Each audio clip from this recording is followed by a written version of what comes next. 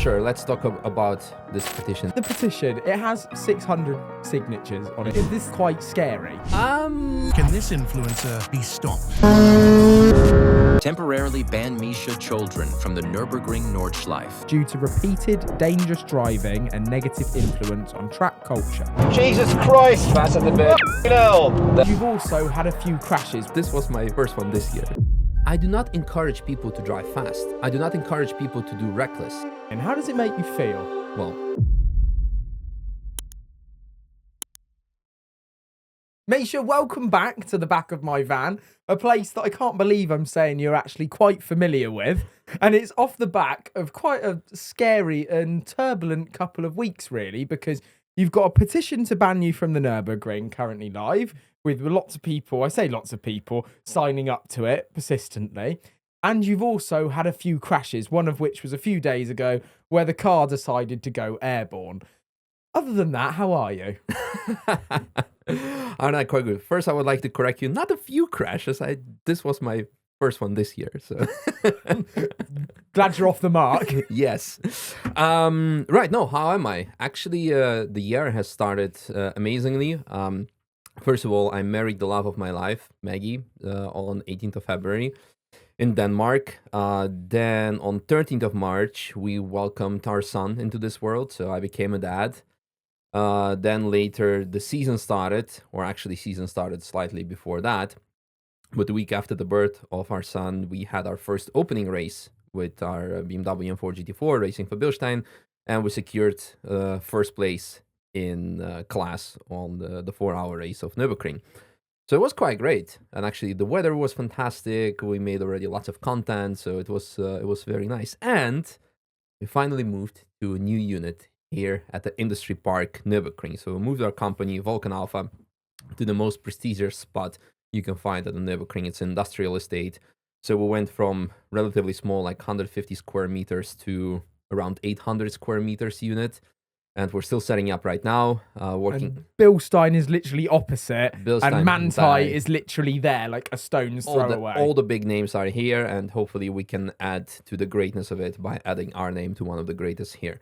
In July, we're going to open up our workshop. So we're going to be servicing cars, making them fast for the track, safe for the track, you name it, building cars, and just having great vibes with the community. Yeah. And he had to start off talking about Maggie straight away to get enough brownie points for the fact that he was in so much trouble when he crashed for the first time this year, the first crash after having a newborn, that he's like, I've got to get off to a good start here. Isn't that right? No, of course, she is always concerned every time I go out for a lap. She always asks me to write her that everything is fine, something can always go wrong, whether it is because I'm driving too fast or whether there might be oil on track or something else or something fails on the car. It's not a 100% safe thing that we are doing by driving fast on track. So she's very concerned. And you mentioned the petition. She was probably one of the first people to sign it to get me banned from the track. But really though, like, how did that make you feel seeing that? Because I know, like, how many years have you been here now? This year I celebrated my 10th year at the ring because I moved here in April 2015. We're now in 2025, so I'm now over 10 years here at the ring. I've done a lot of stuff ever since. I mean, I've been always making videos, first as Boosted Boris, the character we covered in our very first podcast, then later as myself, simply vlogs. Then I started driving the track, started racing the track. And fast forward, as Tavares says, after 10 years of hard work, you're an overnight success. So I calculated last year, I pulled in over 1 billion yearly views combined on all the platforms because I get on average 100 million views a month across all the 3 platforms. So you can consider, well, you can not consider, it's a fact that I'm the biggest media personality around the Nürburgring and the biggest attention puller to the place around the track. So for sure. And does this place feel like home? Because in our first podcast, you have lived many places all over the world, especially in Europe as well. But you've been to Australia, been to the US, you've been in Belgium, you've been in Italy, you have been in with some people that we shouldn't say right now on the podcast. You've been all over. And I like to think when people say, where is actually Misha from? I just sort of do this. Like, but is this home now? I mean, as of now, I spend my summers here when the track is open and the season is open. I drive my laps and I do my races and I invest into my business. Yes, when the track closes, we go to Croatia because that's where Maggie is from, and we enjoy sea and sun and nice food. But that's Maggie's home. Yes, Is this yours? I think so, yes. I mean, I am here and I haven't left so far. That might change in a couple of years, for sure. Yeah, this petition, what is it all about? Can you just explain? I think that when I checked earlier, it was on 650, 700 signatures, which sometimes as a bubble, you look at that and think, oh my God, like that's so annoying. But when you just mention that you're getting 100 million monthly views, like it's a very small percentage, really. Exactly. I mean, sure, let's talk about this petition in general. Just before he does, I'm going to have to swap T-shirts because I just put your T-shirt on. I don't know what the hell you've washed it in, but my shoulders are itching. You know, when you buy something new, you should wash it. It's brand new off the factory, so... To be fair, I was the one that picked it up and put it on. Where was I? The petition. The petition. It has, as we mentioned, 600 signatures on it currently, but that is a very small percentage compared to the views that the channel is bringing in. How does it make you feel? Yeah, that's a good question. How does it make me feel? I mean, when I saw it, when it popped up, I think people started sending to me when it had only like 10 signatures. So first of all, I knew it had to come locally. Someone locally made something like this, and some of the local peoples always try to stir some things up, and it's like, well, okay, let's see where this goes. The main problem started is when the Nürburgring Now Facebook and Instagram page have shared it. The problem is this page has the word Nürburgring in it and now, and they call themselves the official #1 community or something, this and that. So when people see that page for the first time, they might see that, think like, oh, this is official Nürburgring page. As a matter of fact, when people come to the Nürburgring and take a picture of the Nürburgring sign, they tag them over the official Nürburgring page. And because people think that's the official page, because they run their logos, etc., etc. It's run by someone else, and that page is posting everyone else's content, lots of crash content for clickbait content, etc. And also unauthorizedly uses the logos of the Nürburgring. So Nürburgring actually a couple of times reached out to me. Do you know who runs this page? Because Getting on our tits. we are ready to sue them into oblivion for trademark infringements and etc. etc. And in the post they shared was that petition. So yes, they were like, have a look at this. So people had the assumption that the Nürburgring wants to get me banned. And so that was one part of the problem. That I just want to give the audience some context, just Yes. briefly, and I'll let you go into oblivion. If you haven't seen this petition, Yeah. the first part of it reads, petition to temporarily ban Misha Charoudin from the Nürburgring for 1 year due to repeated dangerous driving and negative influence on track culture. We, the undersigned, are calling for a 1-year suspension of Misha's access to the Nürburgring due to repeated instances of dangerous driving and his growing influence on track culture in a way that undermines safety and mutual respect of the circuit. I wanted to read that out so that the people listeners and the audience understand what we're on about. what this. So I addressed the first problem that created for me as a person in public perception because it was shared by this particular page. People thought it was coming straight from the Nürburgring, which it was not. And the second thing, petition. Most of the time when people do a petition, they want to reach out to the government, ask like to release a political prisoner or plant a tree in their street, or from small to big things that go official. So it sounds really official. In the UK, it's fix a pothole. Yeah. Oh, yeah. Well, it sounds like those petitions are not very successful, are they?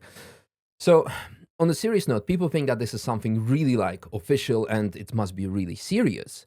But on this website, anyone can start a petition. I can sign a petition that, well, Ben needs to start wearing white shirts from now on because it makes me feel offended because I'm wearing white and he's doing black. So what does this mean? Is he against my views or whatever? You can do a petition about anything and everything. So at the end of the day, it doesn't matter. Now, after about 2 days, that petition got stuck at, I think, like 150 signatures. And after that, you started seeing lots of fake names signing it. Someone signed as Robert Mitchell from Apex, and Robert publicly said, it's not me, and I know it's not him.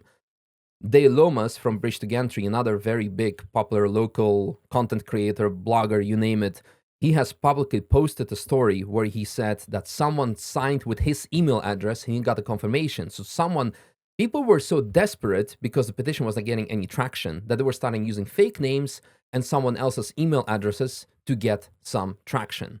So I'm like, okay, well, you know what? At this point, this thing carries absolutely zero weight. So I didn't do anything to it. Of course, I reached out to a couple of people. I also, of course, asked the Nürburgring, like, hey guys, did you sign it? To multiple people. And you can actually say like, well, they're probably going to take a look at it when they're done looking at petitions that ask to close the actual Nürburgring because the track is too loud and too dangerous. So there are lots of things behind it. Now, to go more into detail about the petition itself, it's actually quite an interesting one because you already just read out what they're against me. So I have negative influence on the local driving culture. Do people contribute the high amount of crashes to me, or people driving reckless, or what exactly? So what is my content all about mostly as of recent times? People come with their car to me, they want me to drive it in faster than average pace to see how the car performs, how certain components perform, to have a bit of fun together and also get the technical feedback on their car.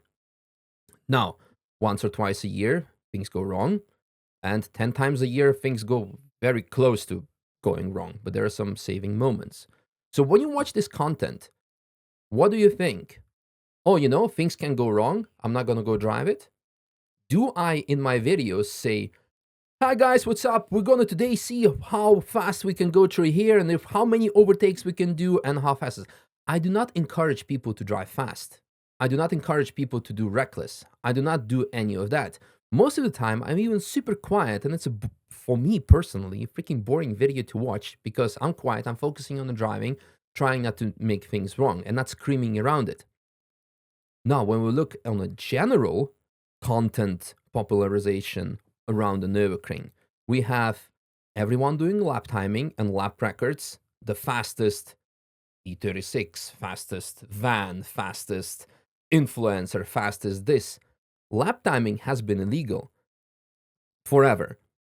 5-6 years ago, Nürburgring was really strongly enforcing it to the extent of actually banning people.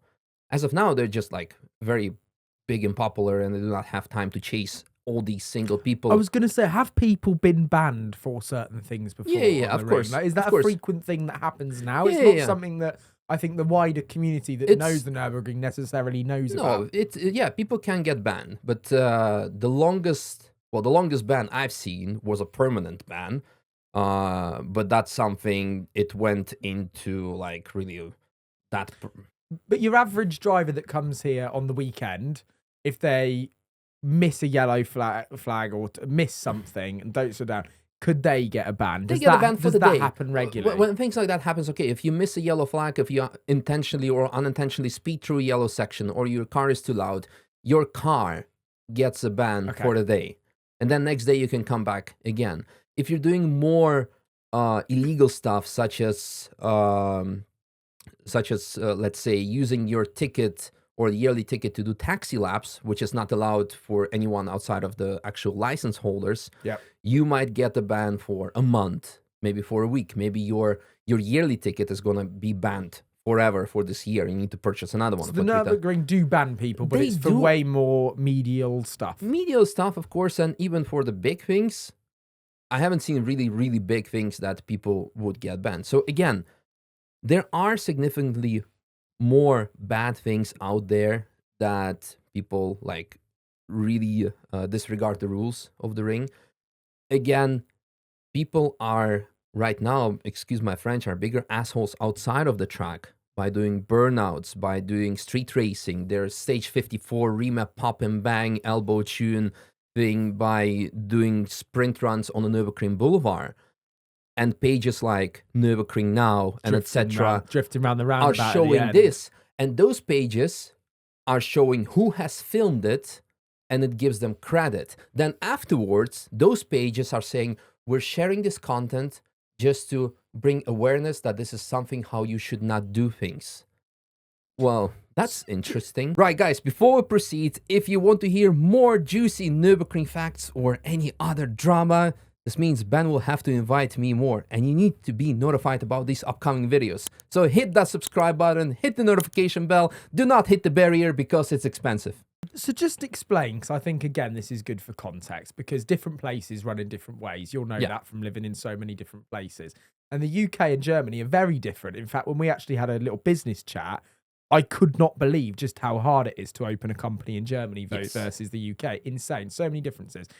The town, Nürburgring, and where the track is that all governed by the people that own the track?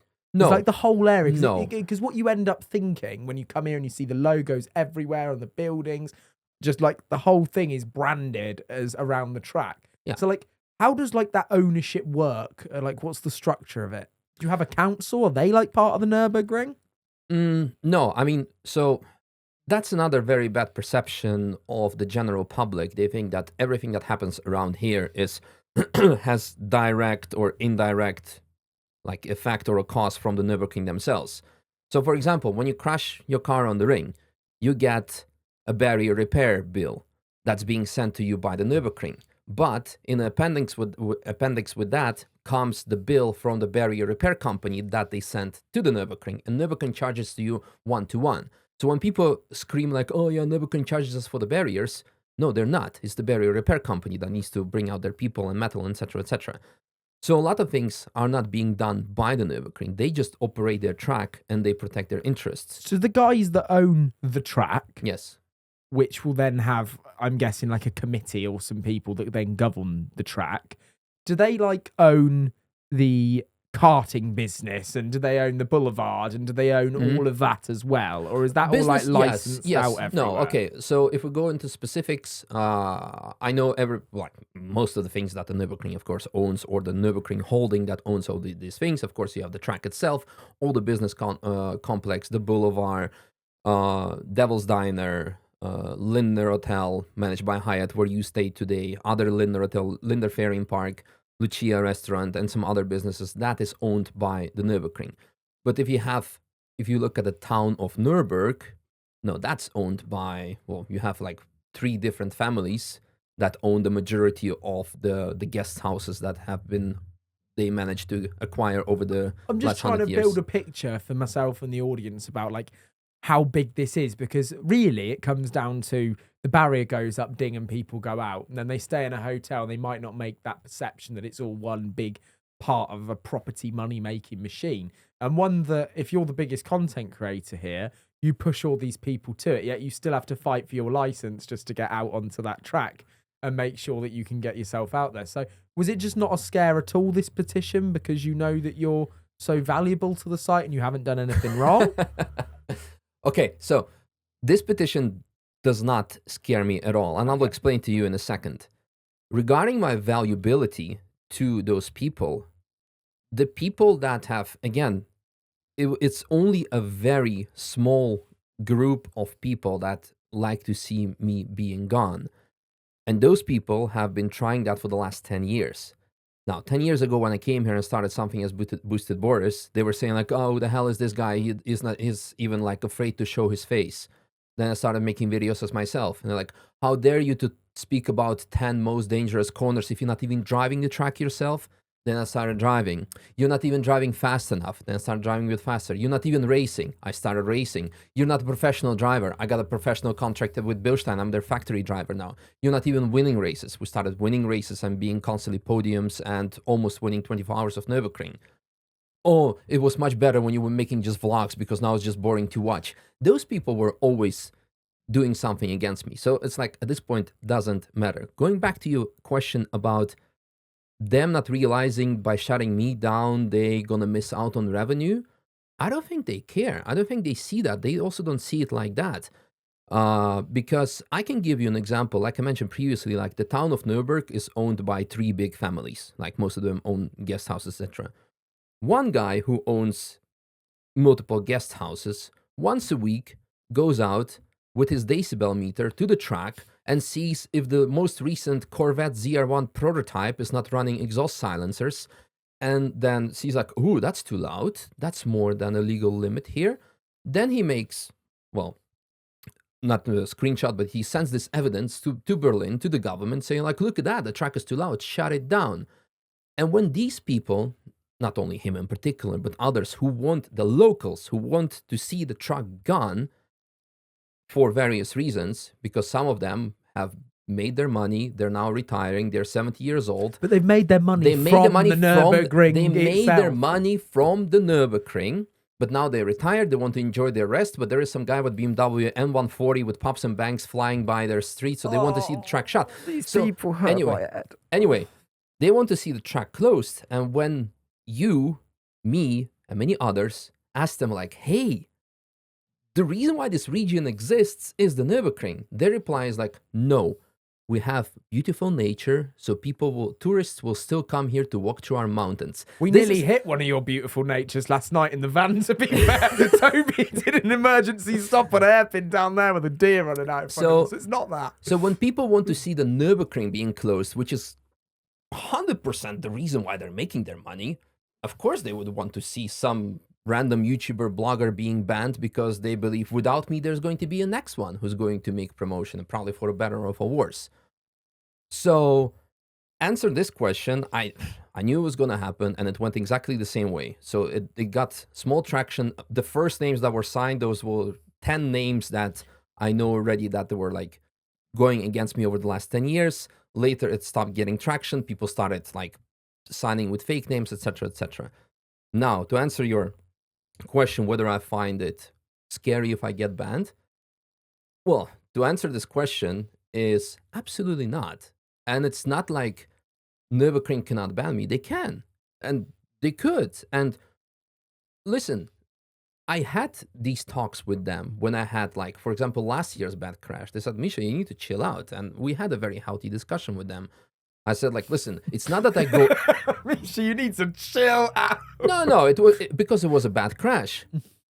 And I showed them the footage, and I said, like, listen, you see, like, 90%, like, the whole lap, I'm driving safe, and you can see here clearly there's a technical failure.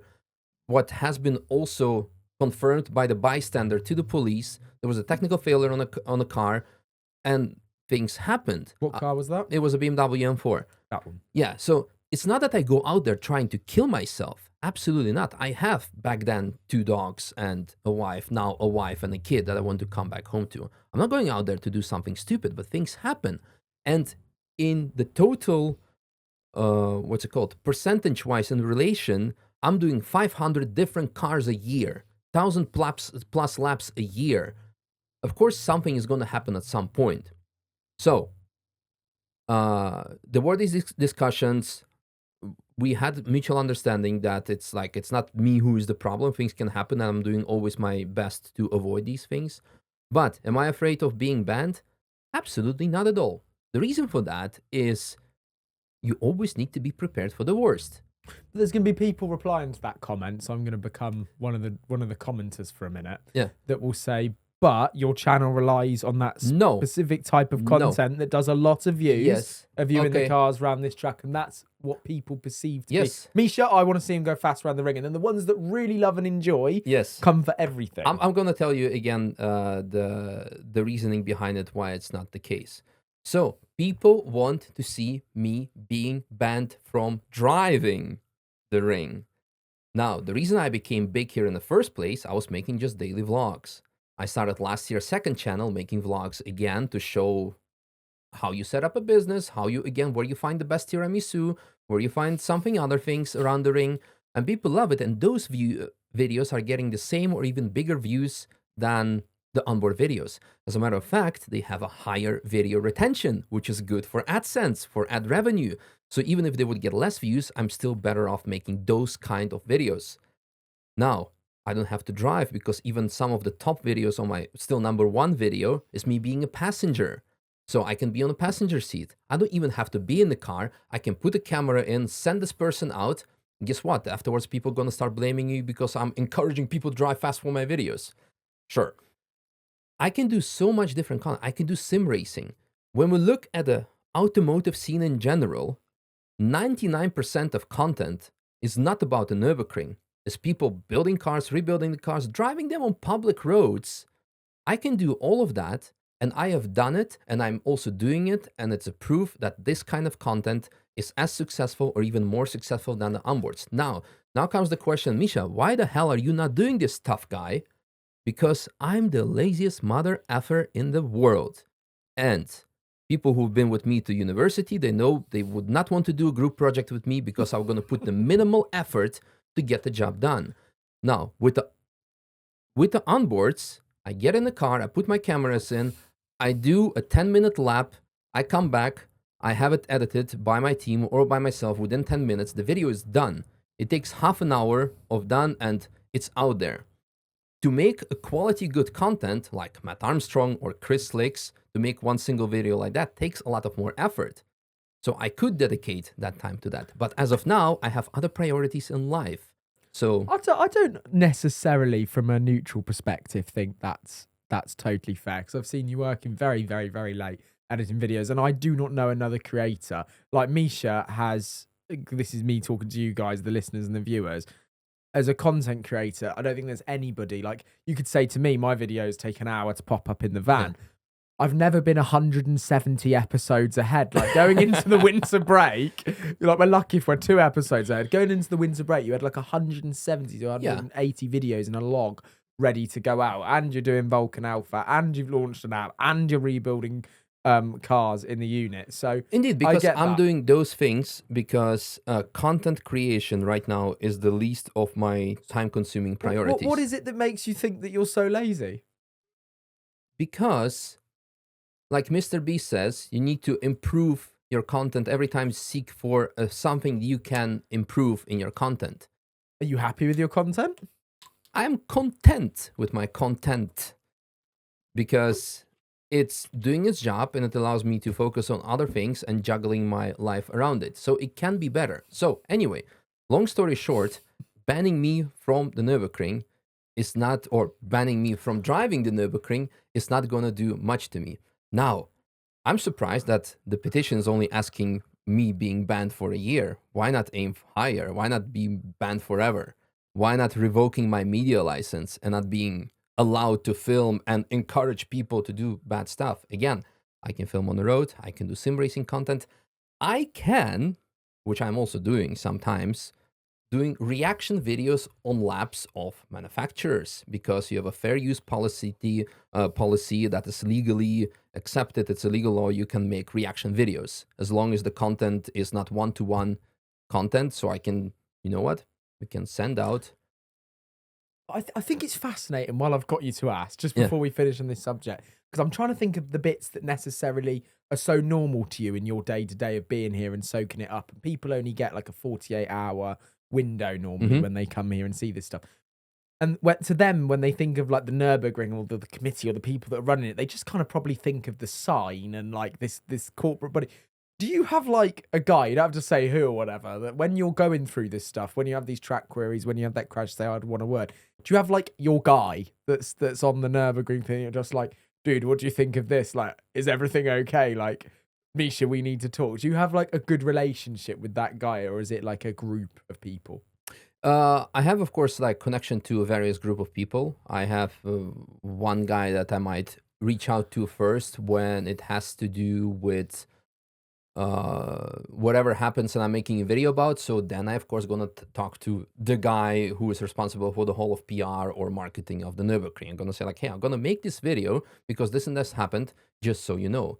Or your current policy of banning bikes or whatever, I'm gonna make an opinion on that. And I say, okay, cool, sure. Yeah. Or they reach out to me, vice versa. Or if I need to reach out to someone to licensing department or the CEO or head of marshals. So of course I'm talking to people. I was going to ask you that next, marshals, because when you pull up to the gates to put your ticket in, what's your relationship like after 10 years with the guys on the ground here? I don't know like what German culture's like for like, hey buddy, like I don't think it's quite American in its style, but like, do you see like the same old boys at the on the sides and like operating the barriers and everything and have a good relationship with them?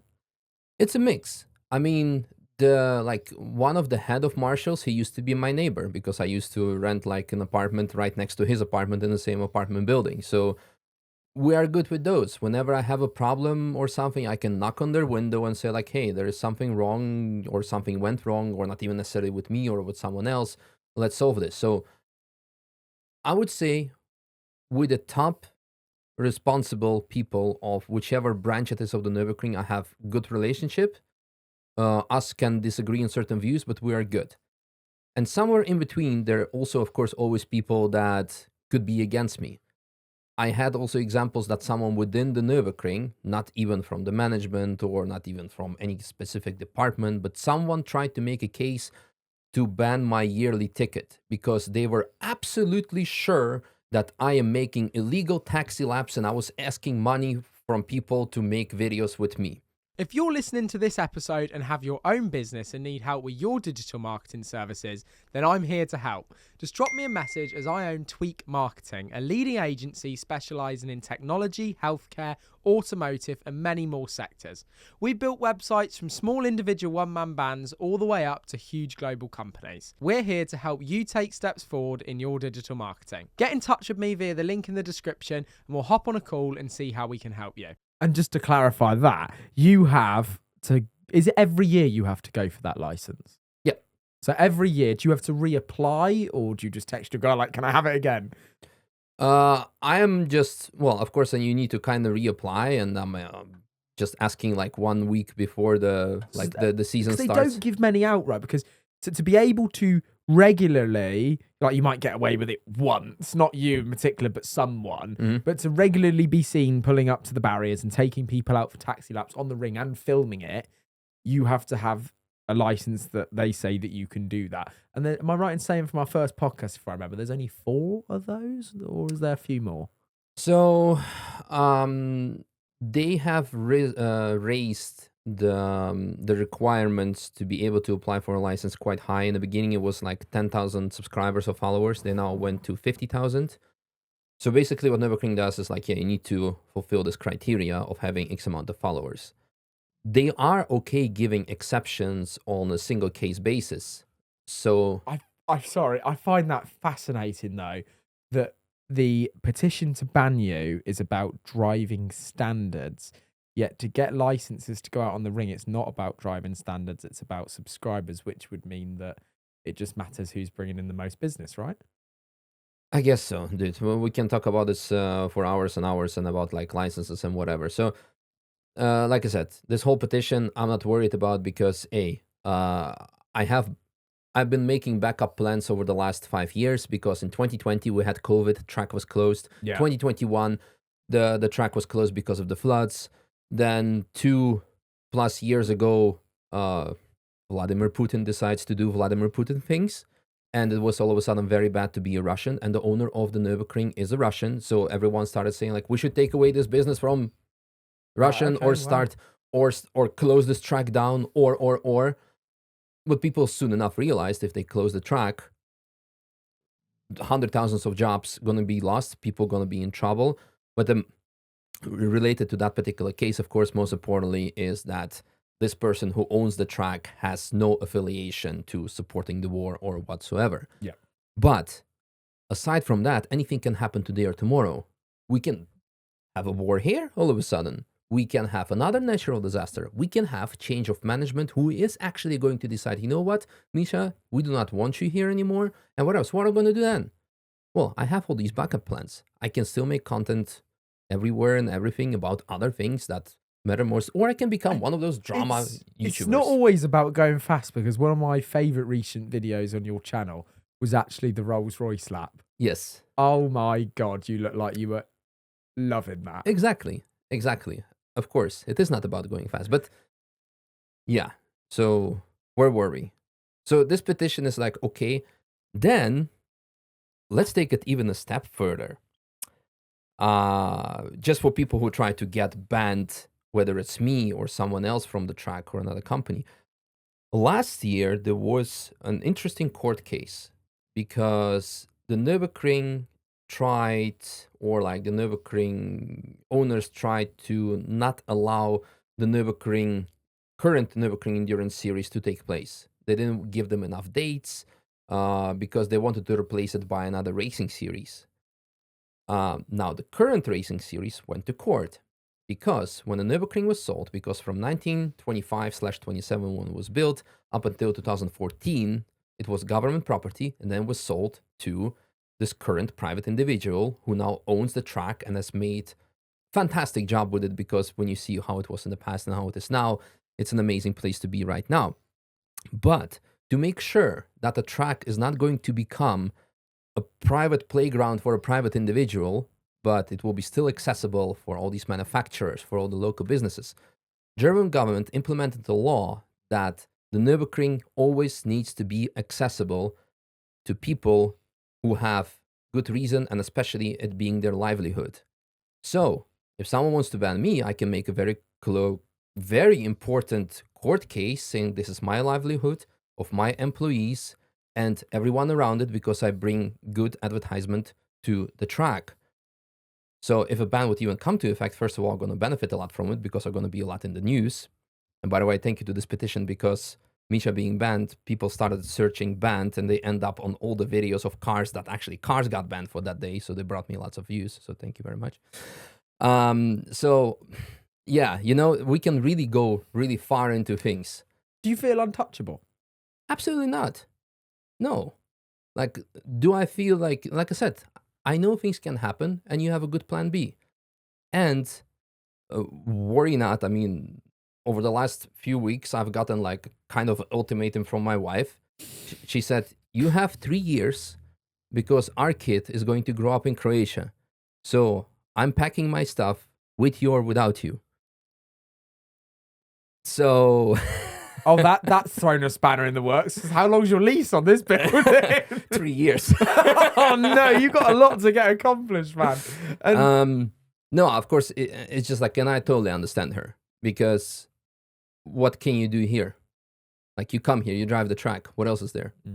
There's not. It's what we've discussed, isn't it? We discussed it in the past. Loads of places. There's not loads of places to do stuff. And as a kid growing up, I mean, like, where you have a few playgrounds, you have, of course, few schools, but can you go play volleyball, play badminton, go play football?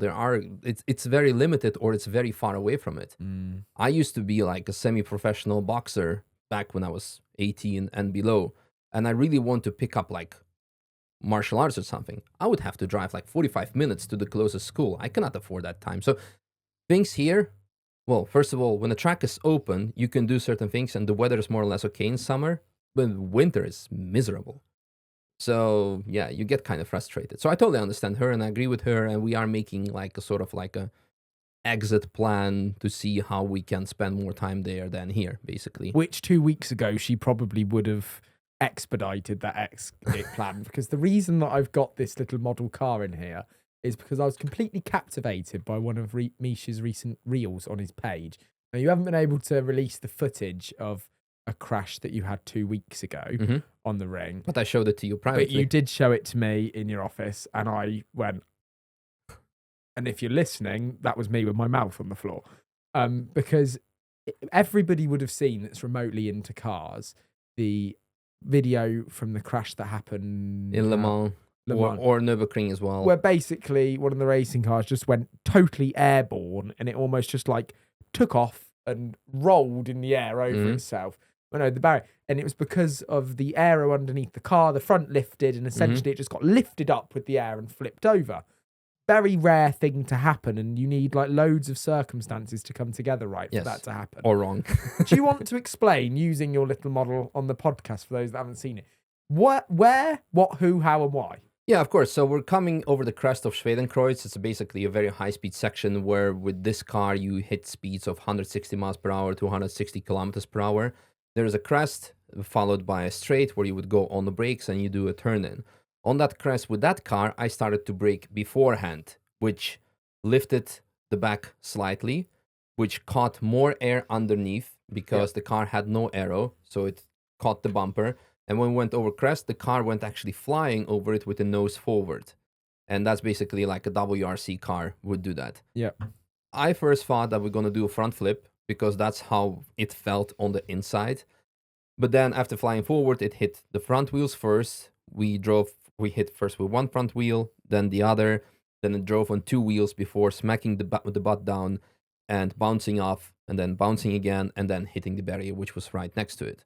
And what car was this in? Volkswagen Golf 7.5R. So very unusual circumstances. When I tell that to people also in my videos, they go like, yeah, sure, bro. When I show them the video. Yeah, no, when I saw it and you slow down the frames, you're like, hang on a second, like your windscreen is pointing down. Like Yes. you come up and it's literally like, whew. Exactly. It never happened before, never happened. It's probably never going to happen again because like things like in Le Mans, they happen maybe once in 20 years. I think the wind has something to do with it, the direction of that, and all of those things. It's multiple factors. It's the wind, of course, air going underneath and grabbing the rear bumper, making it like a parachute and lifting the back end.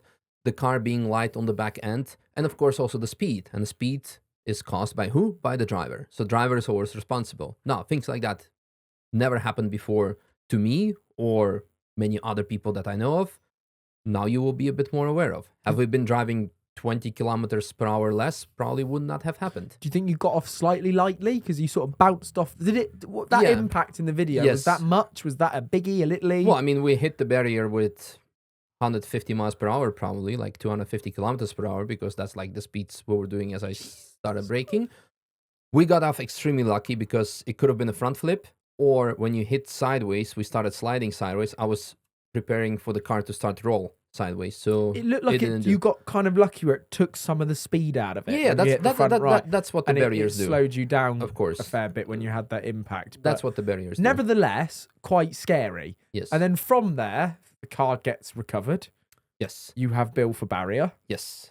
And then where is that car now? Because you got so passionate telling me in one of our previous podcasts that lap, because you say you go for all these laps and laps and laps, and sometimes it's monotonous, but occasionally you get in a car and something amazing happens. And that for you was when you got in that initial, I think it was the little Renault, I can't remember the name of it, the one that you have to wear a helmet in. Was that the lad had done the aero and he's now in Vulcan Alpha? No, it was what's it called? It was the Speedster, Opel Speedster. And it had the crazy aero on it, yes. and it just blew your mind. Yeah. And that is part of the reason that we're here today outside of Vulcan Alpha with the building behind us. So surely, when he saw that video, he must have had a field day, right? Like, can I get my hands on this car? Like, what differences can we make to it? Is that kind of the aftermath? Or? No, I mean, so first of all, the other thing that I always do whenever I have these kind of incidents, when I'm involved in a crash, I always say, the driver is responsible, because no one asks me to go like, well, people ask me like, hey, can you show me what the car can do? Or can you like tell me what you think of these components? So I end up driving fast, but I don't have to like, drive extremely fast in certain cases. If I would have driven slower, things would not have happened. So driver is always responsible in this case. Legally, I am not binded because not a single lap, not a single car, I have asked persons to drive it. People come to me and say like, here are the keys, do it. And it's quite often black and white. It is like, just go crazy. On camera or off camera, they actually say like, you can send it, you can do whatever the hell you want, or please stay off the curbs, please don't redline it, please do certain things not, and I oblige to that. So legally speaking, there is not much we can do. And lots of local people also crashed other people's cars. They just walk away from it. Sorry, bro, you asked me, and these are the consequences. In my case, I say driver is responsible, and you know what? I can make it right to you, so I'm going to make it right. So of course I pick up the barrier bill. Actually, on all the crashes, when marshals come to me, the first thing they ask me, who does the bill for the barrier repairs go? Because legally, officially, it should go to the car owner because car caused the damage. And I confirm them like, no, the bill goes to me because I'm going to pay for the barrier repair damage. Can you tell us roughly what that is for an accident like that? For this one, it was 8.7 thousand euros. Was it? Yes. 7-something thousand euros was for the barrier itself, and €1,000 was for the cleanup costs of all the dirt and etc. Again, I want to emphasize Nürburgring never charges for the track closures, because 20, 30 years ago, or like 10, 20 years ago, there were lots of, mythical clickbait articles on the internet that Nürburgring charges you €20,000 for a half an hour closure. Never happened, never seen it, probably never will. So you pay what you break. And in this case, That's it good was- intel. It's good intel because Yes. when people see that smash, they'll think you guys luckily got out of it. Yeah. But it's a crash that could happen to a lot of people that are going out there like that, and that is the bill. That is the result. Yes, so when people watch my videos, me crash, they should probably think like, you know what, maybe I should not go to the track. Or do they think, you know what, I should go and try to make a bigger crash. Yes, this Misha guy is a bad influence to the culture because he encourages people to crash. Sure. No, so anyway, picked up the barrier bill. Recovery bill was 390 euros. In addition, we paid 20 euros for 12 hours of parking on the recovery property and 100 euros to put the car from the recovery parking onto the trailer. So thank you very much for this assistance. So 500 plus euros for the recovery services in total. A week plus later or so, because right now the accident has been slightly less than 2 weeks ago. Anyway, week or something later, I already bought a new car to the owner. So it's a new Volkswagen Golf 7.5R. Why didn't you buy him a Golf 8R? Because that's not what he asked, because I give the person back the same car that I started driving with. Anyway, bought new 7.5R. He asked to, or he picked the car that he wanted. So now it's actually a two-door car. Bilstein is already sending out suspension today because there was a set of Evo T1 on the car and they sent a new one. The engine will be being rebuilt by the guys from EcoTune because they built the previous engine and they did a fantastic job. So everything's already in motion, basically. We're just waiting for the things to happen together, and I will be flying out to Wales in 1 or 2 weeks to actually film the car crash, the new cars, because I mean, when we had the crash last year with the M4 and I said I'm going to rebuild the car, everyone said in the comments, it's impossible to rebuild it, it's beyond repairs. Like, yes, what I mean is I'm going to build a new car. So we bought a new chassis, we built it, and you've seen this car now today. Yeah. So now to avoid all the naysayers, we bought a new car already, everything is fine, and it's between the owner and me to decide how we're going to proceed with those things. Basically. Everything is gonna be okay. It's gonna be fine. We are healthy, we're happy, we're still doing laps. If we won't be doing laps, there's plenty of other things to enjoy life. Why, can you just clarify, haven't you like released the video of that crash of the car going up in the air yet? And what happens when you have footage like that of a crash at the Nürburgring? So I know it's a little bit different process, right, for you putting a video live? Yes. So since I have the media license, which allows me to film on the Nürburgring property in an official way and more or less within reason commercialize it, basically, well, putting it on my channels, one of the things is I'm not allowed to put out crashes. That's simply a no-no. The reason for that is because they want to, well, first of all, protect the identity, protect the mental stress that people might get from seeing these things. And we need to be open about it. The fact that there are lots of far more people trying to shut the Nürburgring down than people trying to shut me down. Because again, even local people try to shut the Nürburgring down because it's too loud for them, or people who have never driven the track, they think it's extremely dangerous and whatsoever. So we do not want to popularize on crashes and showing that public sessions are dangerous because that's what happens there. People crash. Well, if people drive too fast, they might crash. So how did like the Nürburgring crash compilation videos get away from it and don't just get removed off YouTube? Do they saying that you filmed private property, or I don't know, like, but there's so many of them that are filmed from outside the barriers, for example. Well, I mean, you can film and you can publish. Do those videos get monetized? Of course they are. Like, and of course that's also what like other pages. There's nothing the Nürburgring can do about that. Unless they have the contact details of the actual person running this page or the registration of this page. Right. Which doesn't take much effort to find. But the Nürburgring is more busy with important stuff because, again, they're limited by the amount of people that they have that need to deal. They're not there just like looking at who, if Misha is driving his laps and he is safe, or if another guy from UK is not going too crazy. Like, you know, it's more than TF alone. You have industry pool, you have lap record attempts, you have all these other things that are happening around here that need to be taken care of. And that's where the manpower goes to make sure that the actual profitable things and relationships with those partners are being well taken care of.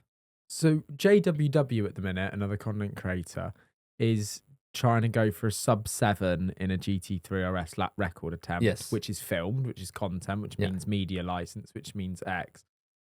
But to achieve a timed lap that you're then putting out that piece of content for, because obviously earlier on that you said that you couldn't film the time lap, is there a different process that like he has to go through to be able to put that live? Is he getting the ring closed when he's doing these attempts? Like, what's the... I do not know. I mean, I have been featured on his series basically because he included me in the series to talk about like Nürburgring and lap records and etc. etc. What I like to assume is because he's doing it together with Mantai Racing, which is a big name and doing things always by the book.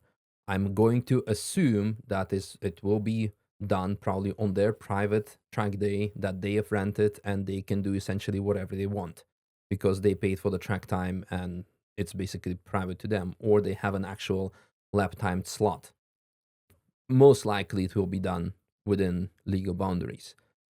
Now, when it comes to publishing crash footage, I'm also out of it. I'm also not going to be like, hey, Nürburgring, what happened here? Why is this allowed and I'm not allowed to do certain things? Why do I need to spend 100,000 euros on my unit to make it within the German government rules to make sure that there's enough daylight coming in for the mechanic? But there are people out here having workshops who do not even have qualifications of a mechanic, and they're doing that, and they're trying to get me banned. But now you have that workshop, this leads me on to a great question, because it's an amazing place that you've got, and I can see your vision for it just pulling me round. You were like, but this is going to be our chill zone, and there's our 3 new ramps, and we've got to get rid of all this stuff that someone's still just left in here and it needs to go, and I thought I was going to have it then, I've only just got it now. You've clearly got a vision for it, but you were really passionate telling me about the work that you want to do. Like when someone brings their car here, you can have it in and you can do stuff to it and tinker. Does this add a new chapter to your channel and your content, in the sense that many people have said for a while with certain cars, you really should have checked that maybe before you went out in that car, just had a little bit of a deeper look around it? We've spoke to it about it before. I said, like, how much do you check these cars that you're getting in to make sure that the top mount isn't falling off of it, for example? But are you going to be doing more of that now, like before you go out in a vehicle, now you've got this facility, or is it for something else? So, I mean, this will be part of it for sure. I mean, the main purpose of this business is to actually build cars, service cars, and have it just like a normal workshop. We're not just going to be installing our wings and splitters on it, because I'm not going to like investing €500,000 so far in the whole total business to be like, oh, you know what, we're going to mount 10 wings and splitters a month. Well, hopefully more eventually, but being a bit of realistic here, we're going to be doing brake pad changes and etc. etc. We're going to be doing full builds, and we're going to, of course, also document that on a content basis. And essentially, eventually, on the long term, I will probably say, like, you know what, I'm only driving cars that have been serviced and either checked or actually built by our company, because these are the things that I trust. To go back to your initial question, of course I'm doing a background check on the cars. There are a lot of cars, I can show you DMs where people ask me like, yeah, I have like, 1,000 horsepower M3 or something. I'm like, okay, what's up with the brakes and suspension? All stock, mate, it's fine. I'm like, I'm driving fine like that. I'm like, yeah, sure, well, you drive fine like that. I'm not going to be driving fine like that. So there are cars that I already say in advance, no, let's not do that. There is also a big selection of cars that makes it to here, and then I spot certain things like a minor oil leak. And then they say like, oh no, I've been going 4 laps already. I've done already 2 laps and nothing happened. I'm like, yeah, when I'm going to drive car under a bigger load, things might happen. And guess what? The next day they actually are crashing or causing a crash because they've done 2 laps, but the 3rd lap is the one that goes wrong. So I am doing things. I am doing checks. But a lot of things you cannot check in a timely manner, because I had a car lose coolant pipe that was essentially a heater pipe that was behind the engine, between the engine and the firewall. How the hell am I going to check for that particular coolant hose if that is still tight? There are certain things that's impossible, and if things can go wrong, they will go wrong. So the only thing to not get in trouble is to stay away from this track. Do you get when you're doing lap after lap after lap, like you mentioned that it takes, say, 10 minutes to do your lap, and then you've got the footage from your GoPros, and it's just like you probably switch them on and do it without even thinking by now. Is there a point in the day sometimes where you've done like 7 or 8 laps, you're tired, you've been up in the night with your newborn, and the rest of it, you just go, no, not today. I'm done. Yes. Does that happen a lot? Yeah. Do you have that little voice in your head that It's- goes, "You're done today, Misha"? Yeah. It's not a lot, but it happens. Like as of recently, like you said, of course, I have a newborn at home, so I think over the last 8 weeks, maybe it happened 2 times when I said, like, you know what, okay, sorry guys, done for the day. Either not feeling good, or there was a big accident that happened on track, not because of me, and the track is closed, and I know it's going to be a long one, and I said, like, sorry, I'm not going to wait for 3 hours for track to reopen. Yeah. I'm going to go back to my wife and kid. And everyone is full of understanding. And actually, because I always tell people, I never make promises. It's not a service that they get when they come here. When they make a plan to come to drive with me, I always say that do not come for me. Come to drive the ring, have a taxi lap with the ring taxi or something, with anything, and Experience but and soak up the potentially place. there is a possibility that I might have time in my schedule to go out with your car for a lap and see that as a bonus. But come here for the Nürburgring itself. That's always what I tell people. Because there's lots of crazy stuff that goes on here, and there's a new story every other week coming around. And there was a story, was it last week or was it the week before? I think it was the beginning of last week, that Max Verstappen was driving around in a car that had a name on it that said like Franz something. Franz Hermann. Franz Yeah. Hermann, that's it. But it was actually Max secretly hiding in this Ferrari Yes. GTV car. Like, when is this stuff that just goes on all the time here now? Like, what did you think of that? Was it just a bit of a giggle? It was a bit of a giggle. I mean, we knew that it was happening as soon as the car hit the track, basically, or as soon as the car appeared in the paddock, because we were also driving that day. And, well, as you know, my race team consists out of 2 big sim racers, and Max Verstappen is sim racer number 1, F1 driver number 2, and then father and everything else comes second, third, and probably. So, but no, they have direct contact among each other. So we knew that it was gonna happen way before everyone else knew, kind of in a way. And what's it like seeing a And- Formula One driver come in and then go out on track? It's freaking cool. It's cool because you see that people have appreciation for this place. So we knew he was there. Actually, Jimmy and Steve, they stayed even in a lounge. I think Steve tried to go out once maybe to see and find him. As I was filming content for me, I went past his box. I saw like he walked past me. He was getting in the car. We just like did a quick friendly nod to each other and like let him be, whatever. And after that, once the news started to go out, it was flooded with people, of course, who tried to get a piece of him and stuff. And I knew for him that it was his always like sort of dream, like that he wanted to realize to drive the track, and he couldn't because of other commitments and etc. And now he's there, like, you know what? Let the guy drive his laps. Let him enjoy that. He's done a couple of laps. He broken a lap record by 2 seconds. Did he? Yes.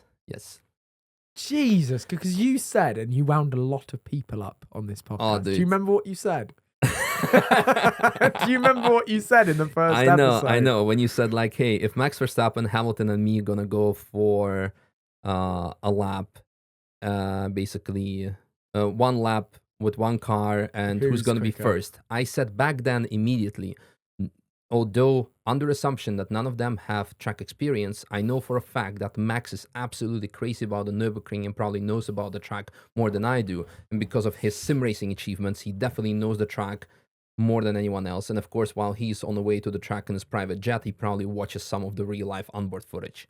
So he came here, and indeed, and proven to be reality, he's done that. Was that his first time driving? He's done 3 laps. That's it. He's done 3 laps, and he has beaten the lap record by, well, the So he thing knows is, it I so knew, well off the sim. yeah, he because just got I in and know, went. I know the current lap record was 7:49.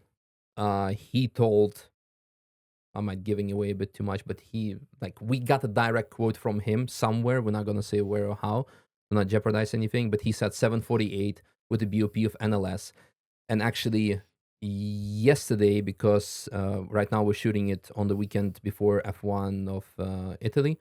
Helmut Marko, the everyone, well, the manager of or owner, manager of F1 Red Bull team, he confirmed himself that he has broken the record by 2 seconds. So maybe it was like second and a Helmet half. loves a leak. He loves a leak. Yeah, he so does he around the confirmed, paddock. but the thing is, like, a lot of people were like, because I posted a comment under Max's post, like, bro shows up, breaks a lap record, refuses to elaborate, and leaves. And a lot of people like, yeah, where's your source, and what is this, and well, what do you think, and this and then, okay, whatever. But yeah, media picked up on that, and now it's proven to be true because Max actually came up forward himself and showed it to Helmut, and Helmut. He's a fast guy, man, I know. He's extremely fast, and the coolest thing is that he is enjoying life to the fullest. He is doing what he wants to do. He is driving the ring. He's driving F1. He's driving sim races. And I'm even more impressed by what he does outside of his own racing, because recently he is the reason why he's here is he always said he wants to race the Nürburgring, but as of now, of course, he has conflicting commitments with F1. But he said he wants to have his own team. Conflicting commitments with F1. It's unbelievable sentence, that, isn't it? When you just pause for a minute, it's just like, oh, I can't do what I want to do, so I've got to go back to my normal job of being a fucking F1 driver. It's so annoying. Like, do you see the people that, like, come and ask me these stupid questions in the paddock? Like, we're never going to get him on here, are we? Like, guys, I'll get everyone else for you, but there's no chance of Verstappen. No, but what I want to say is that because he has all of these things, he said he wants to do it, but he has other commitments. But he wants his own team, Verstappen.com, to race in the endurance series. And he wants to put people, I don't want to call them kids, but they essentially started as kids and sim racers. He wants to put them forward and show that sim racers can become professional drivers. So actually, most of his team are going to be sim racers who raced together with him in Team Redline and now go and race in a professional GT3. Fast kids as well. Fast kids. Remember Louis? Yeah. Like, he's quick still, like, and he's racing now, and he's quick. And that's inspiring to the next generation. That's cool that he wants to do it for them because he's funding it with his own. Well, he has money, of course, but he can do lots of other things with his money, and he can spend his time in a different way, you know, because people are always going to say, like, oh yeah, but he does it because it's so easy for him. Well, you know, there's always an alternative to do certain things, which are money and time. And it is amazing that he does it for the community, for his drivers, fans, kids, you name it. And that's why I admire him more than what he achieves on the track. So, yeah.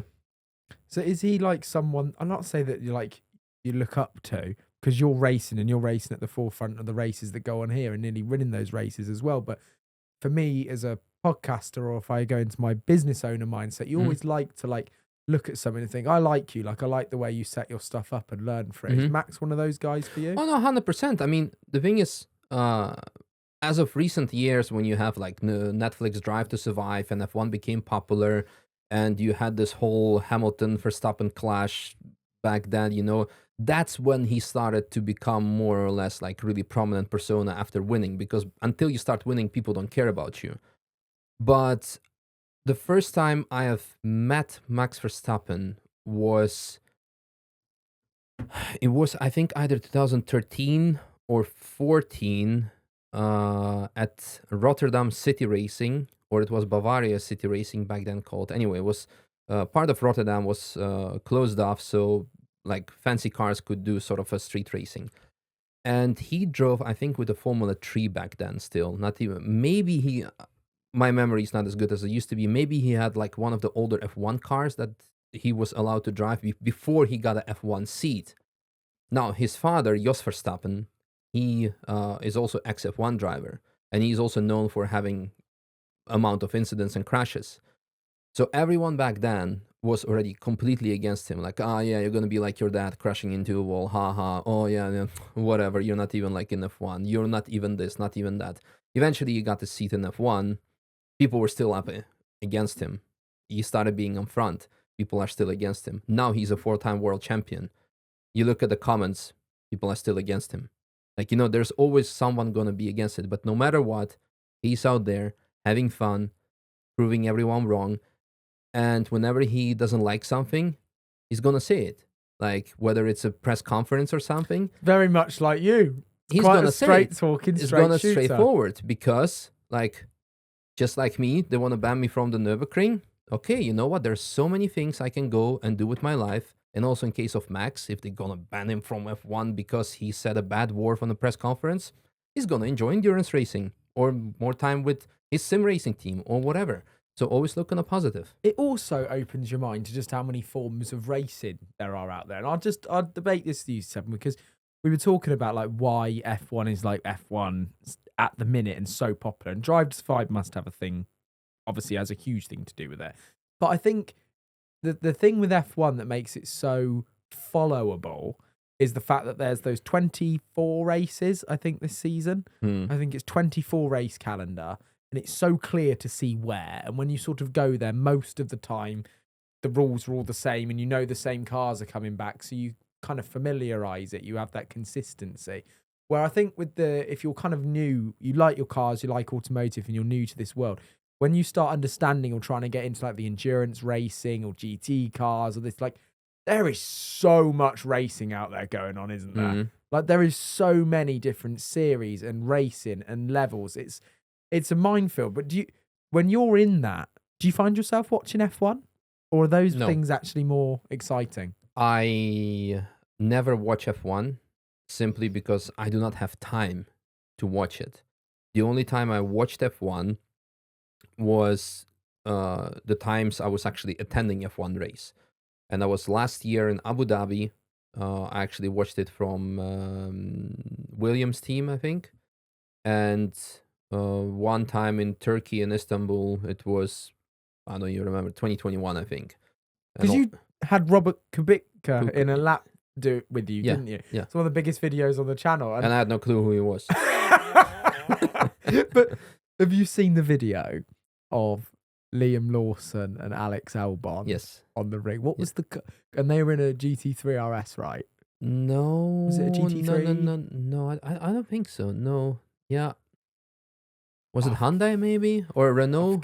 I think it was a Renault. I think it was a Megane RS. Was it a Megane RS? I thought it was a GT3, man. Liam Lawson, Nürburgring. And they were overtaken by a Miata. That I know. Yeah. I'm sure is that not GT3 seats? Yeah, it's a GT3, actually. Yeah, GT3 RS. Yeah, it was probably from the Ring Taxi. Yes. So if you don't, this is a great question. If you don't know the ring and you're just sort of there with your mate having fun, which to be fair is the purpose of coming here, and they were having a lot of fun, even when you're semi-flat out, you're revving, you're redlining, all of these things, they still need to check the rear view mirror for a Miata coming out at you or like an MX-5 or something, because is that just how quick some of the locals can become on the track is what I'm saying, and people that really know it, like what... I think we should start a petition to ban all the Miatas because they're terrorizing F1 drivers. Yeah, it's not a good look, is it? you wouldn't want that video on there. That would be like me coming here and you looking in the rearview mirror and going, "Is that Ben? Like, is he in the podcast van? Like, what's powering that?" Yeah, it's not a good look. But you've got lots going on this year with doing the building behind at Vulcan Alpha. You got all these parts that you're doing, the CNC machines in full action. There's a full year in front of us. The ring's open. What is the most exciting bit to you? The most exciting bit, well, first of all, is going to happen in 5 weeks' time at the moment of recording of this podcast. It's 24 hours of Nürburgring. I hope we're going to win this thing because last year we came very close. We had P2, but it could have, would have, should have a P1 for various circumstances. And so hopefully this year we're going to have a class win in GT4. So when I think of 24 Hours of Nürburgring, as a car fan with very limited knowledge but passionate about automobiles and been my whole life, I see the race car, I see it in the pits, and I think 24-hour race, yep. How many of you are there hopping in that car and taking stints? And then what does that kind of race look like? How many people are in it? What is the kind of stats around it? We're a team of 4 drivers, so we have pretty much equal driving time, plus minus a few minutes. So divide 24 by 4, you have 6 hours each. Am I saying this correctly? Yeah, I am. 6 times 4 is 24. Yeah. So 4. Yeah. So 6 times. 6 hours is on 6 the limit. hours is a lot. According to regulations, you are allowed to have a maximum of 3 hour driving time uninterrupted. So you cannot do 6 hours on your own. And what we usually do is probably a double stint of 2 hours. So you do a full stint. This means until you need to refuel, you come in, fuel and tire swap potentially, and you go out again. So you do a double stint of 2 hours basically. And they And then- combine the GP circuit with the ring, Yes, and exactly. they put them together. Yes, so you have the whole 25 something kilometers of a combined layout basically. Wow. And you're racing for 24 hours. Is that Yes. the most awesome race of the year? Yes, most race in the year, in the world to me. I still have to go to Bathurst in Australia because I think that's going to be even more epic. I've been to Le Mans, was not that big of a fan, but yeah. But would winning that would be one up there for you? Yeah, for sure, because then you win, although in class, but still GT4, you are on the world's most challenging racetrack, and you can say you are the best in this particular class. Because you guys had a bad crash in one right before race, but it wasn't a 24-hour. No, it was not even a bad. Well, it was the bad crash that we had was on our first year of racing, which was BMW 330. It was just a 4-hour race, or no, a 6-hour race, I think. But last year's 24-hour race was actually quite a spectacular one because one of my teammates, he oversaw a code 60 flag where you have a 60 kilometer per hour speed limit in a practice session. He went there with 170 or so. Because of that, he got permanently banned from the race. There was only 3 of us left. For continuity's sake, we just had a small break and I spilled some water on my shirt. I also been outside. That's why if you're watching this on YouTube, you might see that things have changed. It's because we had a little break. Anyway, we were speaking about last year's 24-hour race and how my teammate got completely excluded from the race because of neglecting code 60, and our car also got 90 seconds penalty from the start of the race. Now, after about close to 6-hour race, we managed to put the car on P1. Actually, I'm the one who put the car on P1. Mind you, the other main competitive team consisted also out of ex-F1 driver from Germany. So it was a very competitive team. Multiple time DTM winner and F1 driver, so it was very competitive. And I overtook that car and we were on P1. We come in to do pit stop. The next driver goes in. As he goes in, the race gets red flagged for fog, because it started getting foggy. And for the sake of fairness, all the results of the race up until that point got reset to what was happening a lap before, and that was basically when we're on P2. 16 hours later or something, or like let's say 12 hours later, it's still foggy in the morning, and they decide not to restart the race because the race control didn't believe the weather is going to get better. After that decision, 10 minutes later, the skies cleared up. It was fully sunny. We could have raced. So essentially, we were P1, but it got stolen from us by circumstances or race control or you name it. So we were quite frustrated. Yeah, so this is why we want, and everyone wants to show that we have it in us to win the world's toughest race in the world in our BMW M4 GT4 right now with the Evo pack. This is probably also the reason why we haven't upgraded to a faster car yet, because we want to still show that we are still fast enough in this car, basically. And after that, yeah, let's see where the journey takes us. But this is, yes, indeed, for me, one of the highlights of the recent highlights. Shortly after that, we're going to Ultrace, where we're going to unveil a couple of products from our company, like a DRS universal kit for the G series BMW that I have rebuilt from last year, so to say. And after that, in July, we are opening our workshop. So I'm looking forward to see how that goes, of course, how it's gonna run, what kind of cars we're gonna get, what kind of builds we're gonna start doing. Ultrace is a massive It's show a in between that as massive well. show. I've never been. Maybe that's something should. to get the van to. You should 100%. Is it in Poland? Yes. Best food, best people, one of the best, if not the best car shows I've ever attended and visited. Everyone is so helpful. It's like the car community. The thing that really blew my mind is that you have their cars, like you have private people's cars, you have also manufacturer cars, such as McLaren F1 GTR Le Mans winning car, standing in the middle among all the other cars, and there is no tape around them. People can literally go and touch the car. So whereas some shows, without naming any names, people would sit there and take selfies on those cars, these cars remain untouched. So that shows about the quality of public people, respect for the car community, etc. that there is, and that's absolutely insane. That's why when we visited last year, just out of coincidence, I said next year I need to have a booth there. I need to have a stand. I want to be there. I want to be present with my company because this is so good. Amazing, and that's what Yes. you're doing. And then Yeah, you'll be exactly. back, and that will all be finished in July. Yeah, exactly. Then we're gonna have a workshop, and after that, we will see. I also have a coffee shop or coffee bar. We spoke about this, didn't Yes. we? Yeah, I briefly mentioned it in my 10-year anniversary video that I built this coffee bar for my wife because she always used to be in gastronomy with a G, because when I mentioned last time, like astronomy, no, she's not in astronomy, she was in gastronomy. So she's not looking at stars, but she was in hotel business, restaurant business for her whole life. And she loves doing that.